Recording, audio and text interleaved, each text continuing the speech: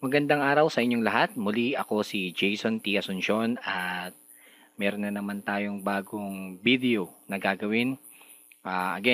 Tungkol ito sa Visual Basic. This time, ang topic natin is how to save time and date using data picker on MS Access Database. Okay, yun ang gagawin natin na video ngayon. Medyo mahalaga kasi siya lalo sa mga program na may kailangan ng time and date. At the same time, siya sa pinakamahirap na i-manipulate na data sa programming yung time and date. Okay? Minsan yung iba gumagamit ng combo boxes para makapag-save ng time and date. Medyo mas mahaba yung ganun. Merong mas maiksing paraan. Okay? Medyo advanced to. Advanced siya sa ibang topic natin kasi hindi siya ang data picker ay hindi kasama sa default na mga object sa components natin, no? So, ina-add siya kung Visual Basic 6 ang pinag-uusapan natin. Okay? Pero bago ang lahat, inaanyayahan ko kayo na mag-subscribe or at least mag-like, mag-comment o i-share ang YouTube channel na ito, JudSummer99 at yahoo.com. Maraming salamat sa lahat ng mga sumusubaybay.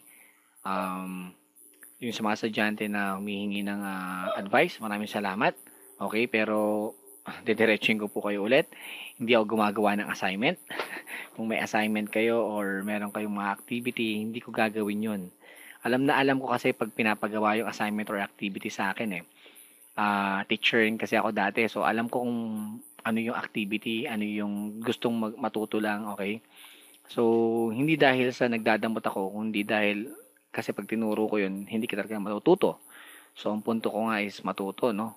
Makapagturo o makapag-share, tapos gagawan mo siya. So, hindi okay yun. Unless gusto nyo magpagawa ng buong system, so ibang usapan yun, okay? So, kung gusto nyo na mag-add sa aking Facebook account, para doon kayo makapagpadala ng mga message. Ang Facebook account ko ay judsummer99 at yahoo.com. Okay, alam ko maraming Jason Asuncion doon sa mga nagtatanong. Kaya nang sabi ko, ito yung gawin yung search values, no? Yung judsummer99 at yahoo.com para mas mahanap nyo yung account. And sa Twitter naman, teacher_Jason. So, automatic kasi yan na once na gumawa ako ng video, kapag subscriber kayo sa YouTube, automatic masesendan kayo ng notification. Okay? So, huwag kakalimutan. Okay?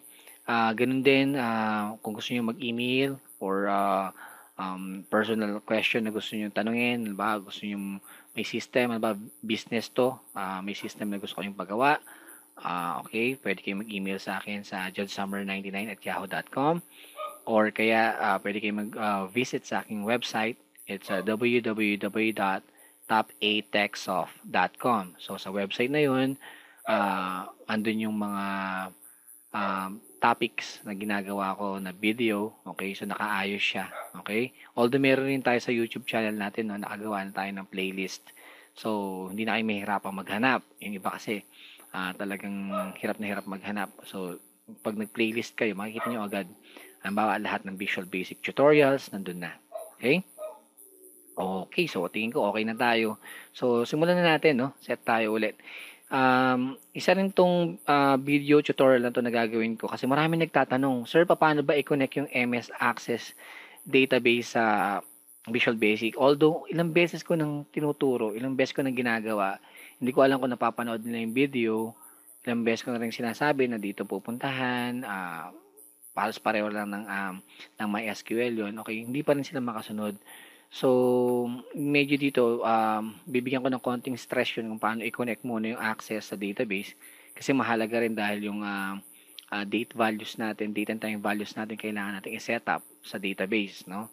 So, first things first, syempre, bukas ka ng Visual Basic. Pagkabukas natin, unang-una, kailangan nating ng connection sa Visual Basic at saka sa MS Access. Okay? So, ang ginagamit kong connection ay yung ADO DC. So, kailangan mo lang mag-right click sa components mo dito. Right click ka dito sa may toolbar, tapos components. Tapos, baba ka lang ng konti. Ayun, Microsoft ADO Data Control 6.0. Lagyan mo lang ng checkmark, lalabas tong tool na to, okay, itong object na to. Isa pang gagamitin natin itong Microsoft Windows Common Control 2 6.0. Nandyan yung DT picker or date picker, date and time picker, ayun siya. So, para lumabas yan, kailangan mong lagyan ng checkmark yung dalawang yon, then apply, okay, lalabas siya. Okay? Next, kailangan natin ng module tsaka class. Okay? Class module at saka module. Sa class module, gaya ng sinabi ko na dati pa, dito ko nilalagay yung buong connections sa database. Okay? Pag nagko-connect ako sa database from Visual Basic to Access, dito ko siya nilalagay. Yung code natin, eto, no? So, yung mga nagtatanong, okay, video po to, pwede kayong mag-stop, copy nyo ng konti, or rewind. So, makukuha nyo siya, okay? Yung paliwanag niyan, nandun na po sa mga ibang video. Hindi ko na ganun papaliwanag pa kasi haba yung video. No? Pinipili kasi natin maging maikse at meaningful yung video kaysa yung mahaba na puro paliwanag, napaliwanag na natin. So, pinakamaganda ko talagang nag-aaral kayo ng Visual Basic at Programming, panoorin nyo po yung buong playlist. Huwag lang isang video. Okay? Di naman siguro makakasakit sa inyo yun, di ba? Panoorin nyo siya. Mas maganda yung ganung bagay. Okay? So, eto, simpleng-simple lang yung connections natin, no? Ang pangalan ng database na ginawa ko ay TestMDB. So, eto siya. So, sinave ko siya sa isang folder. Okay? Eto siya, yung folder 3. Ayun yung database. Kung saan doon ko rin sinave yung mga yung project, okay? Yung form, yung class module. So, magkakasama sila. Kaya nung tinawag siya ng Visual Basic, hindi niya sinabi kung ano pangalan ng folder. Apppath na lang yung ginamit. Gaya ng paliwanag ko dati. Kaya apppath, kung nasan yung application, andun na hanapin yung database, kaya application path. Okay? Next, module. Dito ko nagde-declare ng mga universal variables. Pag sinabing variables, alam natin yan. Pinagsisiban, pinaglalagyan ng data. Universal kasi magagamit mo siya sa multiple forms. Pag nag-declare ka ng variables sa isang form lang, once na pinatay mo yung form, patay na yung variables, no? So, yun yung lifetime na tinatawag niya. So, once na nag-declare ka sa module, magiging universal siya. Kahit ilang forms yung gawin mo, pwede mo gamitin yung mga variables na yun. Okay? So, maliwanag naman siguro yun. Okay. Diretso tayo sa form. Okay? Sa form natin, unang gagawin ko is kukuha lang ako ng command button. Okay, isang command button. Then, yun, yung DT picker, date time picker. Okay, kukuha ko ng dalawa. Okay. So, lalakyan ko lang ng konti yung font niya para kitang-kita natin. Kung gusto nyo palakihin yung font niya, no, pupunta lang kayo sa properties niya, no. Okay. Okay, date tayo. Okay. Or, mas maganda kung dito kayo magpapalit sa edit natin siya ng isa-isa. So, right-click. Yung una muna, yung data picker 1 ko na ginawa yung nasa taas. So, right-click ako doon, tas properties. Lalabas siya, okay? So, napapansin nyo yung value niya, ayun yung date, okay? Na ang isang mahalagang dapat tignan nyo yung format. Okay, naka-short date siya. Okay? Then, sa font, yun, pwede nyo lakihan. Ayan, mga 14. Okay? Then, apply. Yun. Pull natin ng konti. Apply. Yun. Doon naman sa data picker 2 ko, right-click properties rin ako. Then, ang kaibahan lang, doon sa format niya, papansinin nyo, lalagay ko time. Pag nag-time ako at nag-apply, ayun, papansin, naging time siya, no? Then, syempre yung font rin niya, palitan rin natin, 19, bold, apply. Okay, mas maganda to. Check natin yung isa. Mas gusto ko yun. 13 lang pala. O 19. Apply natin. Yun. Okay. So, para malaki, kitang-kita natin, no? Ngayon, para hindi tayo magkalituan, gagawin ko, maglalagay ako ng label dito. Okay. Isa pang label. Okay, para meron lang tayong konting guide. Okay, so dito lalagay natin date. Oops, nag-save siya. Okay. Palyado yata ang aking keyboard. Nagpapalit na. Okay. Then sa label 2 time naman nalalagay ko, no? Para hindi hindi magkalituan. So, palitan ko rin ng ng font. Sabay natin ng konti. Siguro mga 19 rin bold. Yun, okay na. Sa command naman, papalitan natin siya ng caption. Okay, lagyan natin ng save. Okay, lakihan rin natin ng konti. Font tayo. Okay, sabay natin, sabay. Yan. Okay, okay na tayo. So, simple lang to. Save mo lang yung date and time sa database mo, okay, which is MS Access. Pinakita ko sa inyo yung connection, kung paano mag-connect. Okay, isa pang kailangan natin yung add-on. No? Although naglagay ka na sa components, kailangan maglagay ng instance niya dun sa form mo, okay? Although sa runtime, hindi kailangan makita yan o hindi kailangan pindutin yan. Pero kailangan mong maglagay para masabi ng form na okay, naka-load yung mga properties o laman ng ADO DC or data control, ADO data control dun sa form mo. Okay? So, this time, kung okay na tayo sa Visual Basic natin, sa form natin, yun doon naman sa access, no? So, ang gagawin nyo lang, gumawa lang kayo ng isang database, okay? Sa instance na to, ang pangalan ng database ko is test. Kasi may pangalan ako ng isang table, ang pangalan ng table is table 1. Then, ang ginawa ko, sinimplihan lang natin, no? So, meron tayong auto number dito, okay? So, meron tayong dalawang additional na fields, DTE at saka TME. DTE stands for time, DTE stands for date, TME stands for time. So, bakit hindi ko nilagay na buong salitang date o buong salitang time? Kasi, reserve word yung mga yon, no? Pag ginamit mo yon as pangalan ng fields mo, magkaka-error ka. So, ang pinakamalapit na shortcut para sa akin sa date is DTE, sa time is TME. So, dito masasave yung mga values na galing sa Visual Basic. From Visual Basic to MS Access, dito masasave. Okay, so ang data type na ginamit ko sa DTE is date and time or date time. Ang papansinin niyo yung format. Pag click ko yung date time, yung format niya dun sa DTE, short date yung pinili ko. So maraming format na pwedeng gawin, no? Sa time, ang format na ginawa ko o pinili ko is long time. Bakit? Mapapansin niyo dun sa form natin kanina, yung format ng Visual Basic is long time din, no? Yung format dun sa date is short date din. So, ano yung format na nakikita nyo doon, mas maganda siyang sundan nyo. Anong problema, anong magiging error kapag hindi ka naglagay ng format?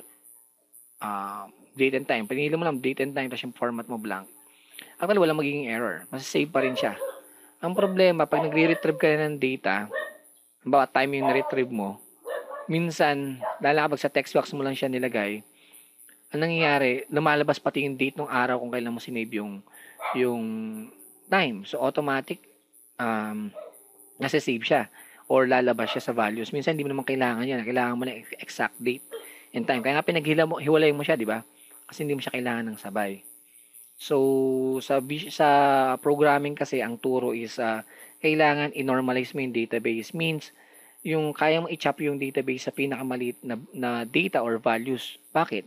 Para pag nagkaroon ka ng search, mas madali para sa'yo. Di ba? Halimbawa, hindi advisable na gumawa ng isang field sa database mo na ang pangalan is name. Bakit? Kasi buong name yun eh. Di ba? Jason T. Asuncion lalabas. Paano kung gusto mo lang i-search yung mga may apelidong Asuncion? Mahirap yun. Mahirap siyang magiging search parameter kung wala kang last name, first name, and middle name. Kasi nga, buo yung ginawa mo. So, yun. Kaya nagpapanormalize tayo ng database para pag ginamit natin sa iba pang klase, iba pang programming features, mas madalian tayo. Okay? So, alam ko medyo mahirap intindihin sa simula, pero once na na-train yung utak nyo, na-train kayo sa paggawa ng ganitong programming, magiging natural na sa inyo. So, mas maganda nga kung wala pa kayong alam sa programming kasi nagsimula kayo, mas maiintindihan nyo yung programming kung susundin nyo to, at least magkakaroon kayo ng tinatawag na foundation. Yung kasi yung problema sa iba, natuto sila, tapos sobrang galing nila, wala silang basic, wala silang foundation. So, dumating mga pagkakataon na wala silang babalikan. Kasi, andun na sila sa taas eh. Hindi sila makakababa kasi wala naman silang pinanggalingan na baba. Yun lang isa mga advice ko, no? So, kahit sabihin ng iba, ng mga galing na, wala namang kwenta yung video mo, um, kasi hindi na namin kakailanganin. Tama naman kasi hindi ko talaga ginawa to para sa magaling. Ginawa ko talaga para sa gustong matuto. Okay? Kasi kung alam mo na to, magkakaroon ka ng gutom sa karunungan eh, lalo na sa programming. Ikaw na maghahanap. So, yun ang akin lang. Ihanda kayo para dun sa taas. So, ako lang yung foundation, no? Oo, pero nasa inyo pa rin yun. I mean, ako lang is sharing lang. So, pero ganun yung way ko paano magturo. Okay? So, nagkakaintindihan tayo doon. So, okay na to, no? Tandaan, meron tayong database pangalan, test. Meron tayong table 1. Okay? Meron tayong tatlong field sa table 1. Yun yung ID, DTE, at saka TME. Okay? So, close ko lang to. Close ko lang. Yes. Okay. Minimize ko lang to. Okay. Click tayo sa Visual Basic. So, ano na yan? Okay na siya. Ang kailangan na lang yung code sa loob. Okay? So, sa style ng programming ko in connecting database to Visual Basic, okay? Meron tayo kasi kailangan yung connection kasi natin nakasave sa class. Okay? So, kailangan para ka makakonect sa database mo, tatawagin mo muna kung ano yung nakasave sa class. Imbis na tawagin mo pa ulit-ulit yun, every now and then. So, nilagay natin sa class module na lang para minsang tawag sa class. So, ang gagawin ko lang ganito. Sa form load ko nakalagay, set connect to new class 1. Ang pangalan ng class natin is class 1. Kino-connect ko lang yung form ko dun sa class 1 na naglalaman ng connection sa database. So, magko-connect na ako sa database sa paraang ito. Okay? Then, next is, ano yung command o program para ma-save yung date and time na nasa DT Picker papuntang database. Simple lang. Walang kaibahan sa mga dating programming styles na tinuro ko kung paano mag-save ng data. Okay? Kailangan nyo lang intindihin kung sanay kayo sa label. Pag label kasi ang properties niya captions, no? Pag text, ang property niya text, no? Ang DT Picker, ang property niya is value. Okay, yung kailangan yung intindihin dito. So, hindi DT Picker 1 dot caption o hindi DT Picker 1 dot text. So, DT Picker 1 dot value. Okay? So, simple lang. Una, nag-declare tayo ng variable. Ayun, Rx. Na-declare sa module, no? Dito sinasabi lang natin na ang Rx na to ay gagawin nating AdoDB record set, which is a table. Tapos gumawa tayo ng SQL query dito. So, rx.open, sabi natin, buksan mo yung table na to. Ano yung table? Yung Rx, no? At paano siya bubuksan? So, sabi niya, select all from, ano pangalan ng table natin? Table 1. So, yung Rx is magiging table 1 at bubuksan siya. Okay, bakit nung con? Ito yung doon sa connection, doon sa class. Okay, 3.3, napaliwanag ko na ulit yan. Okay, ano po, node tayo ng mga ibang video natin na may connection doon sa database para mas maintindihan. Okay, yan yung paano bubuksan yung database in 3.3. Okay, then pagkatapos noon, gagawa tayo ng with.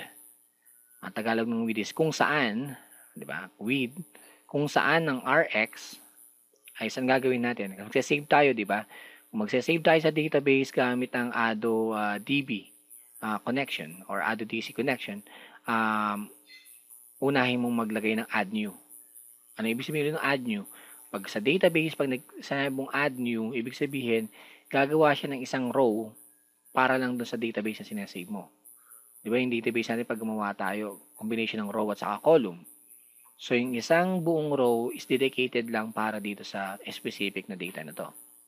Okay? Anong meron doon sa row natin? Remember kanina sa row natin meron tayong fields na DTE at saka may fields tayo na TME. Sir, meron pang isang fields doon. Tama, yung ID. Pero remember, naka-auto yun, no? Auto number. So, magge-generate yun kahit di tayo mag-save ng data doon. Okay? So, yun. Sabi natin, mag-create ka ng bagong row at isave mo sa loob ng DTE na column yung laman ng data picker 1 dot value. Ito yun, itong date. Same thing dito, sabi natin, sa loob ng TME fields, isave mo yung laman ng DT picker 2 dot value. Okay? Then mag-i-end with lang mag-update ka muna. Kailangan mag-update kasi kahit na-save yan, Pag hindi mo in-update, hindi mo siya makikita dun sa database mo, no? So, mag-envid ka. Pagkatapos nun, naglagay lang ako ng message box para lang prompt na na-save na siya. Kasi, pag wala kang prompt, oo, masisave siya. Pero dun sa parte ng user yung gumagamit, although kung kahit ikaw yung gagamit din, pero mas mahalagang may communication yung program so sa user, so yung message box yung communication mo na okay, nakapag-save na ako. So data has been saved sa message box lang, then magse-set lang ako ng RX to nothing para ma-recycle ko ulit yung variable na RX mamaya. Ganun lang kasimple. Okay? Try natin, no? So, rarun ko itong program na to. Ayan, try natin siya. Side by side tayo. Side by side, dun sa command. Asan yung form? Wala ko yung form. Form. Ayun. Okay. Okay. So, ngayon, palitan ko ng date. Palitan natin ng date to para maiba. Yun ang kagandahan ng date picker, no? Paliwanag ko pala sa inyo. Alam ko, pwede kayo magpalit dito, automatic, no? Galing sa keyboard, magta-type ka. Maganda yan. Pero ito yung kaibahan niya kaysa gumamit ka ng combo box, no? Yan, makakapili ka ng time and date, ayun, no? Yung year, ayan, month, tapos dito yung year, di ba? Tapos dito yung date, no? So, yan, no? Nakakapili tayo. Yung kagandahan. Sa time nga lang, medyo iba. Okay? And all click ka dyan, yan, pwede mo dyan, o pwede kang direkta mag-type ng laman from keyboard. So, ano ba, lalagay natin 2:56 AM and date ito, 8/13/2014. Halimbawa lang yan. Okay? Nakita niyo yung AutoDC natin, no? Kahit runtime, nakikita mo siya, pero hindi mo naman siya magagalaw. Okay? Kasi, ginamit lang natin siya para mag-load yung mga laman ng DLL na AutoDC. Okay? So, pag click ko yung save, remember, walang laman yung database natin. Okay, may laman pala. Purahin ko lang para mapakita lang natin na wala talagang laman. So, yan walang laman. Ang dapat ang magiging laman niyan is eto, 8/13/2014 saka sa time 2:56 AM. Okay? So, click lang ako ng save. Data has been saved. Yan yung message box natin kanina. Pag-click ko ng OK, okay, buksan natin ang database natin. Buksan ko yung table. See, 8/13 sa date, sa time, 2:56. So, na-save siya, di ba? Isa pa, makachamba lang. Close ko lang to ang database. Okay. Palitan naman natin to. Gawin natin, okay, May 8, halimbawa lang. Tapos ang time niya is 10:45 PM. PM naman siya ngayon. Okay? So, pag-click ko ng save, data has been saved. Buksan ko yung table. Okay? Hindi siya na-refresh. Yun. Okay. So, nakita niyo, date 5/8/2014, 10:45. Check natin. Pareho. Tama. So, nagsasave na siya, no? Walang error. So, ganun lang siya kadali. Ganun mag-save ng data sa database, no? Using data picker and MS Access as your database. So, next na naman tayo. So, nag-save na tayo. Kailangan natin mag-retrieve. Okay? So, stop ko lang yung command natin. Okay? So, naka-stop na siya. Gagawa ko ng bagong form. Okay? So, pwede ka dito, no? Pwede ka mag-right-click dito, add form. Okay? So, new form. Yung new form natin para sa retrieve naman ng data. So, para hindi na mahirap, gagawin ko, kokopyahin ko na lang itong buong laman nitong form 1. Pe-paste ko dito, ayun. Okay. Ang kaibahan lang, gagawa tayo ng ng isang text box kung saan nilalagay natin yung auto number dito para hanapin. Kasi retrieve na, no? So, kung mag-retrieve ka, kailangan may specific kang hinahanap. Okay. Auto number. Imbis na save, retrieve ang ilalagay ko. Ano na to? Form 2 na po ito. Form 2 na tayo. So, lalakihan ko rin yung laman ng text. So, font lang tayo. 19 na rin. Okay. So, lakihan ko rin tong auto number para nagkakabasahan tayo ng maayos. Okay. So, auto number nakalagay dito. Nababurin ko yung text 1 na laman nung text 1. Okay. So, yan. So, dito ko itatype yung auto number. Ang tanong, ano ba yung auto number? Remember, may tatlo tayong fields kanina. Okay? Okay, sinenter ko lang po yung caption, no? Kaya pumunta ako sa properties, tapos pumunta ako sa alignment, center. Pagbalik tayo sa database, may tatlo tayong field, ID, DTE, time. Okay, ang gagamitin natin na pang-retrieve ng data, yung isa sa mga unique na fields dito sa database na to, which is yung ID, no? Unique yan kasi automatic na generate yan ng database at the same time, sunod-sunod siya. So, mapapansin nyo, 4, 5, 4 and 5. Yan yung ID na nakalagay, no? Magkaiba siya, so unique. So, balik ako dito. So, unique tatype ko dito. Maglalagay ako ng number sa text box. Pag pinindot ko yung retrieve, mapapalitan yung laman nito kung ano may nakalagay dito. Okay? Ngayon, para mas mabilis din, ang gagawin ko, bubuksan ko yung form 1, kukunin ko yung save, kukopyahin ko lang itong buong to. Kasi konti lang papalitan ko dito mamaya. Okay? Punta ako sa form 2, saan ko kinopya yung laman po ng laman ng save button sa form 1. Kinopya ko lang, tapos i-paste ko sa laman ng command button na retrieve sa form 2. Okay? So, ganun lang siya, simple. Then, gagawin ko, maglalagay lang ako sa form load ng form 2. Okay, kailangan ko i-connect siya ulit sa database. Set, connect, new class 1. Okay? Ngayon, papalitan ko lang ng konti ito kasi hindi save yung gagawin natin. Retrieve. So, ang gagawin ko lang dito, papalitan ko lang to ng konti itong query niya. So, select all from table 1 where ID is equal to okay, text 1.text. Yan, ganyan lang kasi. Oops, expected end of statement. Kailangan mo space dito. Yun na, tama. Okay, there you go. So, yun lang, no? Nagdagdag lang ako ng bagong data dun sa table na kinapi-paste ko lang. Kasi, kailangan natin magkaroon ng search parameter sa retrieving ng data. Ang search parameter natin ito.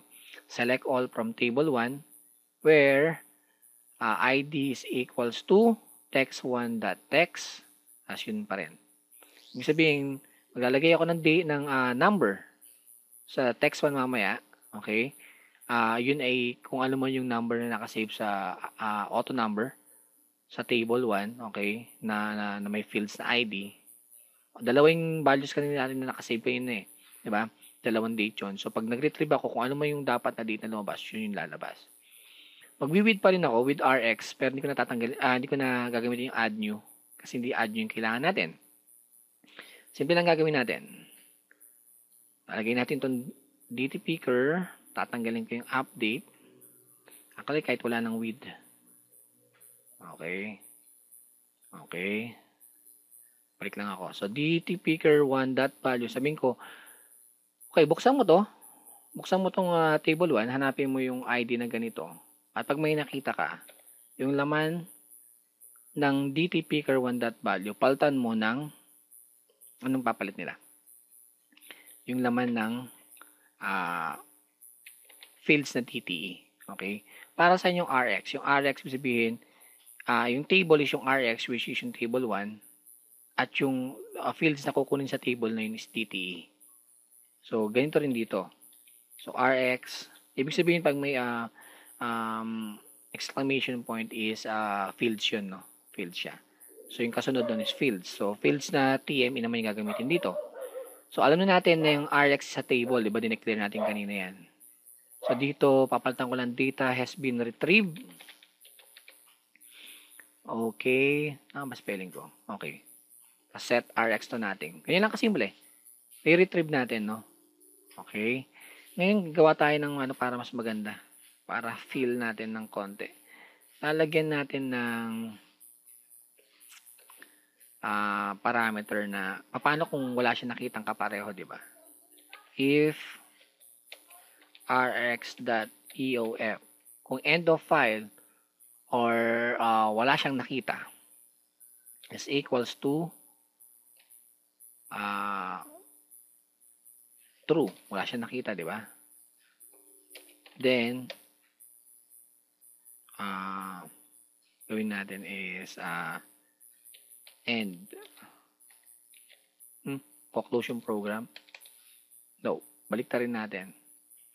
Kapag false, pag wala siyang, pag nag-end of file siya, nakarating siya sa dulo na wala siyang nakitang kapareho ng ID na hinahanap mo. Okay. Pag nag-end of file siya at nakarating siya sa dulo, iniisip mo mabuti, teka lang ha.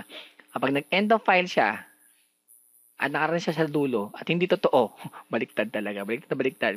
Okay, false kasi. Ibig sabihin, kung hindi totoong end of file, kung hindi totoong wala siyang nakita. So, kung hindi totoong wala siyang nakita, ibig sabihin may nakita siya. Tama ba? Tama yun, di ba? Ang tanong niya kasi, rx.eof, ang tanong niya, end of file ba? O pag end of file kasi, ibig sabihin wala siyang nakita. Tanong niya sa'yo, end of file ba? Same thing sa tanong niya na, wala ba siyang nakita? Kasi sinagot mo, false. Ibig sabihin nun, wala ba siyang nakita? So, false, negative. Hindi. So, ibig sabihin, wala ba siyang nakita? Hindi. Ibig sabihin nun, may nakita siya. Kulit, no? Ganyan ang programming. So, simple logic lang naman eh. Simple logic lang siya. So, paano ko ba ipapaliwanag? Math. Lalim na to. Teka lang. Math. Negative plus negative. Positive, di ba? Okay. End of file. Wala siyang nakita. Negative. Tama? False. Negative. Tama ba? Wala siyang nakita. Negative. Tapos, sagot pa niya, false, negative. So, negative plus negative, anong sagot? Positive. So, ibig sabihin, may nakita siya. Positive, may nakita siya, di ba? Simple logic, simple math. Nakuha niyo yung paliwanag na yan? So, ganun lang pag naglo-logic kayo. Parang math pa rin siya. So, negative plus negative, positive. Okay? So, ibig sabihin nito, negative na wala siyang nakita, negative na false yun. So, ang sagot niya positive, sabihin may nakita siya. Pag nakita siya, doon lang siya maglalabas ng data. Okay? Ngayon, kung wala siyang makita, doon tayo maglalabas ng message box na okay, copy-paste ko lang to kasi may nakita siya. So, lalagay ko dito. Pag wala siyang nakita, dapat no data found. No data found. Okay? Then, and if lang ako. Okay? Naglagay tayo ng ganyan para lang ma-filter natin kung may nakita o wala. Paano kung wala nga siya nakita? Kasi pag wala siyang nakita tapos naglagay ka ng data picker 1.value is equals to this object, mag-e-error siya. Kasi wala siyang nakita eh. Wala siyang nakita tapos ilalabas mo. So, kailangan magkaroon ng filter. Okay? So, ganyan lang kasimple yan. Run natin. Di pa natin niraran. Di pa natin alam kung gagana, di ba?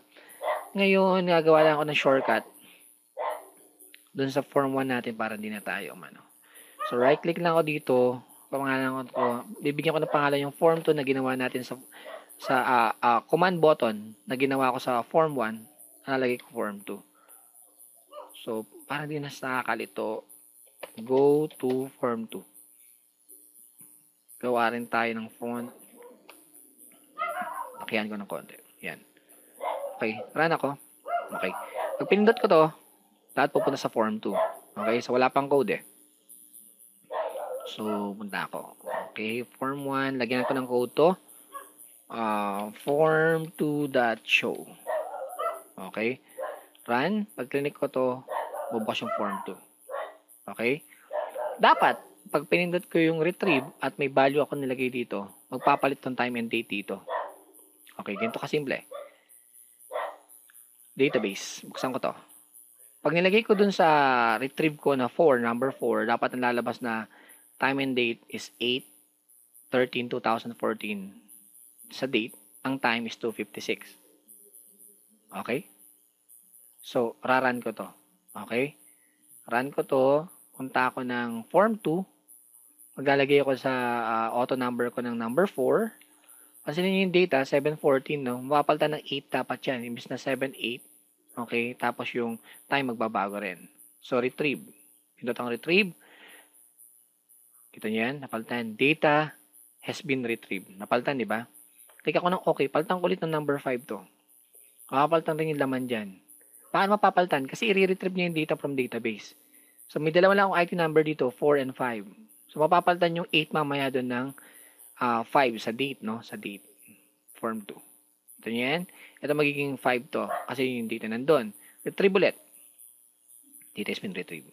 Paano? Remember, ang database ko may laman na 4 and 5. Paano kapag yung ni-retrieve kong wrong spelling yung retrieve ko dito, no? Sorry. Sorry. Ulitin ko yan. So, paano kapag yung data na re-retrieve ko is pakita natin yan. Retrieve. Okay. Sorry po. Okay. Paano yung data i-retrieve natin is wala doon sa ID number. So, 4, 5 lang ang meron. Paano pag 6? Wala doon. Yun yung sinasabi ko kanina. So, ganito gagawin natin. Run ko ulit.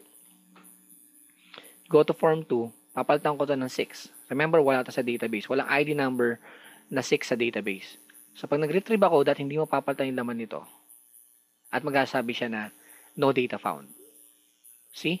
Napalitan ba to? Hindi. Nagbigay rin siya ng message box na no data found. So, simpleng error handling capability lang yon. Kasi pag hindi mo nilagyan ng ganun at nilagay mo yung setting ng value from data picker 1, okay, or from database to data picker 1, wala naman siya nakitang values na ganun, mag-e-error siya. As in big error. Programming error yung talagang sabi niya, kung hindi ganun ka-friendly yung words na gagamitin niya na no data found, blah, blah, blah. Hindi lang no data found eh. Mas matinding error. So, remember, tayo programmer tayo, pero hindi tayo gumawa ng program para sa sarili lang natin. Gumawa tayo ng program para gamitin ng mas nakakarami. Laging tatandaan, pag gumawa ka ng program, hindi yan para sa magaling. Hindi ka na gumagawa ng program para magmagaling. Gumagawa ka ng program para mapadali yung trabaho, para makatulong. So, kung nakikipagmagalingan ka lang sa program, I don't think may mararating program mo. Mas madali gawin para sa ibang tao dahil sa ginawa mong program or namang invention yan, mas magiging kapaki-pakinabang, mas maganda. Okay? Sa akin, yun ang konsepto ko ng programming. Okay? So, hindi ako gagawa ng program na mas papahirap pa. Or kahit gaano pa kaganda yan, kung hindi masusundan ng simpleng user, so walang kwenta. So, ganun lang kasimple ito. Kaya gumagawa tayo ng error handling capabilities na nagsasabi ng ganitong error. Okay? So, okay ko lang. So, ganun kasimple. Meron tayong save and retrieve forms. Nag-save tayo ng date and time using data picker sa ating MS Access database. And I hope may natutunan kayo sa tutorial na to. At muli, gaya ng lagi kong sinasabi, ang video na to ay tool lamang para matuto tayo. At kailangan pa rin natin ng teacher or mentor na mag-guide sa atin. Marami sa universities, daming magagaling na prof dyan. Okay? Ako hindi rin ako ganun kagaling. Ang akin lang is, sabi ko nga, kaya sinasabi ko, natutunan ko to, so kailangan ko lang i-share siguro. Pero marami pang mas magaling sa akin, so kailangan nyo sila para mag-guide sa inyo. So, hindi ko sinasabi na huwag kayong mag-question, magtanong sa akin. So, tanong kayo sa akin, pwede ko sasabihin na makasagot ko lahat. Pero bago kayo magtanong sa akin, lalo na kung estudyante kayo, magtanong muna kayo sa prof nyo. Okay? So, malay nyo sabihin, hindi yung malay nyo, sasabihin naman nila kung anong tamang sagot doon. Ngayon, kung medyo hindi nagkaintindihan, try nyo manood ng video. Diba? Okay, again, yun nga, I hope may natutunan kayo. Hanggang sa muli, ako si Jason T. Asuncion. Sana naman mag-comment kayo or at least mag-leave kayo ng message. Or at least share natin. Wala namang masama. Wala namang bayad to. No? Share natin sa mga kaibigan natin. Sa Facebook, pakashare sana yung link. Masaya na ako doon. Kahit di na kayo mag-like, kahit di na kayo mag-comment, no? Okay na ako doon. Para lang mas maraming makinabang. Marami nagsasabi sa akin na gawin kong English tong language kasi mapapansin nyo hindi lang Pilipinas yung nanonood, no? May Mexico, India, Canada, marami. Kahit sa Middle East marami nanonood. So marami nagsasabi English ko daw. Marami na nagagalit nga eh. Racist daw or makasarili. Hindi naman yun ang punto ko. Pero gusto kong unahin sana tayo mga Pilipino. So sana share muna natin dito sa ating lugar, no? Ginawa to para sa atin. So share natin, malay nyo. maging ahead tayo sa technology or at least sa programming on that matter. Okay, wala na ako iba pang sasabihin. Kita-kita tayo sa next video. Ako muli si Jason T. Asuncion at maraming salamat sa inyong lahat. Kita-kita tayo sa next video. God bless.